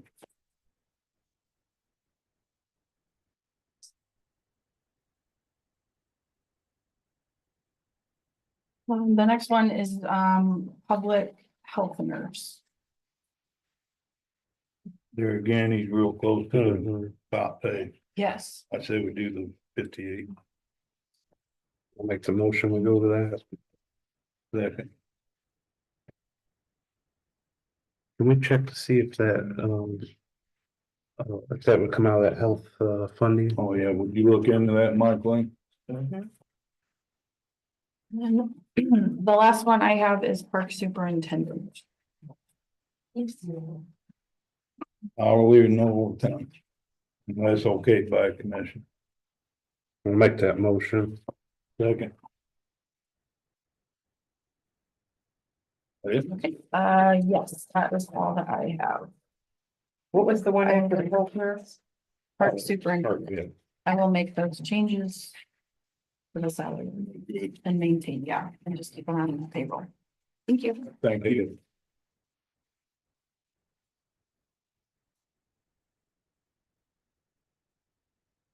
You got one other thing, the state board of councils here. Thing, the week after our meeting, Mike Lane and asked what we was doing with the money. I finally looked at you and Charlie. The treasurers. I don't know if they listened to our meeting or what, but they knew about it. Yeah. I mean, the solution we have in place will remain in place until the new treasurer is in office. Is that what you want? Yeah. What, I'm sorry, what are you talking The about? money box. Remember when the state board of accounts asked us about it? Okay, Jim said, Jim, I forgot to mention too, skill is ready whenever you want to start with the oil and stuff. Yeah, sounds good, thank you. That's all I got. Did you get a copy of this letter? It was sent to me, but that'll be up for your consideration next year. No. I didn't know how to get a hold of him, so. Oh, I got that too. Okay. We're good. You got a copy of that, Mike Lane? Did you keep it? Some of the airport board. Oh, okay. What do you got? Yeah, that was it. Carol? And Justin? Mike Lane? No, Dave? Just one quick thing, since Connie's still here, especially too, and he's gonna be getting a hold of you as well, but there's a guy that's working out of Culver now that works with Mammoth. And he's focused just on the agrivoltaic part. He's kind of like the local representative too for Mammoth now too. But there's 1,000 head of sheep that have been successfully being grown in their project now. And I guess NIPSCO is talking about opting into that as well, which will be another 1,000 heads. So the need for meat processing. Now, I don't want the news to say that I got on here and promoted meat processing. I'm just sharing information that I was told. Because obviously those that have bought the Tyson plant, you know, it has they do have a smell, things like that, but I'm just saying, and it is considered farming, also meat processing. Right. So just wanted to share that. Thank you. I thought he was gonna be here. Yeah, it's me, There that's it is. me, Yeah. I'm Chris, fine. Yeah. So, yeah. You wanna say anything on that? No, yeah, no, but what he said is true, it's definitely a growing, area, a need for other businesses to support, in not just Starke, Pulaski, Jasper. And they're also raising hogs too, right? Yes, sir. Small one, I don't know what they're called, but. Hogs, yeah, there's, as well as production crops, cooney hogs. Yeah. Chance for people to try lamb more too, maybe. Right? Yeah. Anybody in the public? I don't mind to get a crack of lamb from time to time. Go ahead, This is Kathy. probably just because I don't know, I'm has it sorry. done- That's oh, Kathy. Kathy later. I'll call from Side. Okay, I just thought of this when you're talking salaries. Has a study or something been looked at? Because attending meetings, all I seem to hear is we keep losing paramedics, EMS, whatever you call them, possibly officers. We train them and then they move on someplace with a higher salary. Have we done a study, like, is our pay that low or why we keep losing them? Jim, you're still here. Could you answer? Our pay is comparable, not compared to Oh, it is? Okay. counties. And just, we have one that's trying to base their service in $5 more an hour to start their service now. Okay, And no, everybody- I was just wondering, because it seems like we keep losing them. It's like we're paying to train them for them to move on. Right. It's every industry right now, unfortunately. Yeah, I believe the sheriff department's been. As far as the. Anybody else in the public? Yeah, I've got something. Go ahead. What did you? Well, state your name, please. John Salyer. Okay, could you sign, please, when you get done? Sure.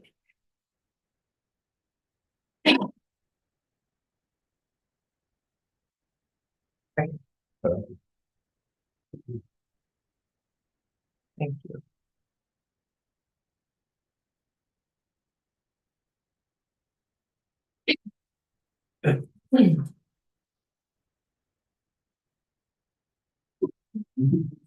What was you saying, John? Well, I was just curious. I didn't wasn't real clear on a solar farm. So the 3-month moratorium, is that for the solar farms or you just put it on this battery plant?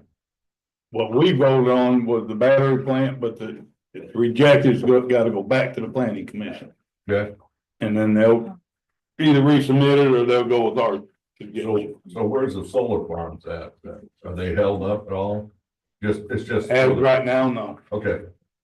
Well, good. I wasn't real cute, sure on it, but me personally, out where I live, I've listened to the county talk about a new paver roller, around $1 million. I got my road paved at 60, when I turned 62, it was a gravel road for years. And when I was trying to get it paved, I came up here and said, I'd like to get it paved. Everybody's got their opinion, on issues. One person said, well, it was that way when you moved out there. Well, I grew up out there. My grandfather bought it in the 20s. My dad bought it when it came out of World War II. I bought it in the 80s. My daughters got lucky enough to be given to them, But we all paid for it. We've all owned it. And I'd like to put mine in a solar farm, and I have vested interest to do that.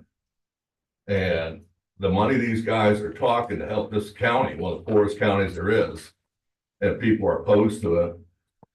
I don't know if it's the fact, but I've told people come in here and voice their opinions. They're not even from this county on these solar farms, which is fine. But personally, if rumor has it, and rumor's just rumor, that if you hold it up long enough, commissioners change and you can put a compliance to the whole process. You go to the coffee shop, you hear it. You go to the bar and order a beer, you hear it. Whether it's true or not, I don't know. My concern is this, for the county. I'm not a lawyer, but it sounds like you're gonna open yourself up to a lot of liabilities here. If you try to stop the guy like me that owns property, owned it for years, from going solar. And if the county gets sued and a lot of money, I don't know how they're gonna look at people's decisions to hold the process up, which could really help the county. And I live here. I don't want that paver in my backyard. But if it comes down where it's shut down and it's not just, and you do it for solar farms, you don't do it for the guys that raise hops to grow beer. The guys down in southern Kentucky that grow tobacco, guys that grow corn or beans, and it's got Roundup ready beans, people don't want them, China won't take them. Everybody's gonna be opposed to something. You single out solar farmers, and I'm gonna be on the side with the solar company to bring a lawsuit against the county court, because it's unjust and it's uncivil. So, not making a threat, I love the county. I don't want to pay in my backyard sitting there rusting up from the county. But you need to do the right thing, put some thought in your decisions. Yeah, that's all I gotta tell you. Appreciate it. Anybody else? Motion adjourned. So moved. Second.